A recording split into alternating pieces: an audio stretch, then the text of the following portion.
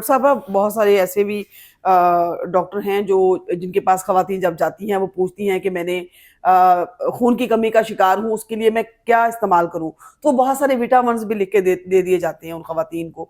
आप क्या एग्री करती हैं कि विटामिन्स जो हैं वो मेडिसिन की शक्ल में लिए जाएं या खुराक को बेहतर कर लिया जाए?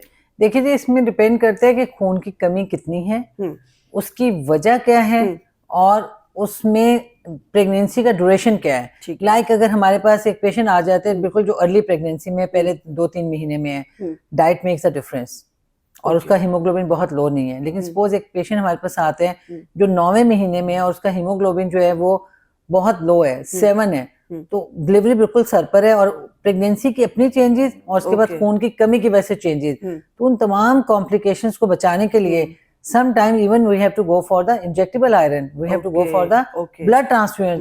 ये डिपेंड करता है किस स्टेज पे आई। there is no doubt about it कि डाइट का जो खुराक का नेमुल बदल कोई नहीं है, लेकिन डिपेंड करता है अगर कोई पेशेंट है उसको कोई डिजीज है ऐसी, मैदे की बीमारी है, आंतों की बीमारी है, वो उसका आयरन या खुराक उसकी एब्जॉर्प्शन नहीं होती, तो वहां पे खुराक बहुत ज्यादा फर्क नहीं डाल सकेगी। खुराक का अपना भी तो एक प्रोसेस है ना।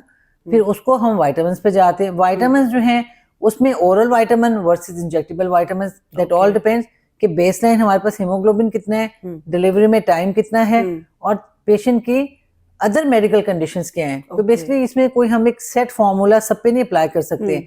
यही वजह है कि हमें पेशेंट टू पेशेंट एवेलुएट करना है और पेशेंट टू पेशेंट एवेलुएट करके उसके मुताबिक उसको इन्वेस्टिगेट करके प्रॉपर उसकी ट्रीटमेंट देनी है। लेकिन इंपॉर्टेंट चीज ये है कि there is no alternate for the good and healthy diet. नहीं, ऑफ कोर्स इसमें तो कोई शक वाली बात ही नहीं है ना।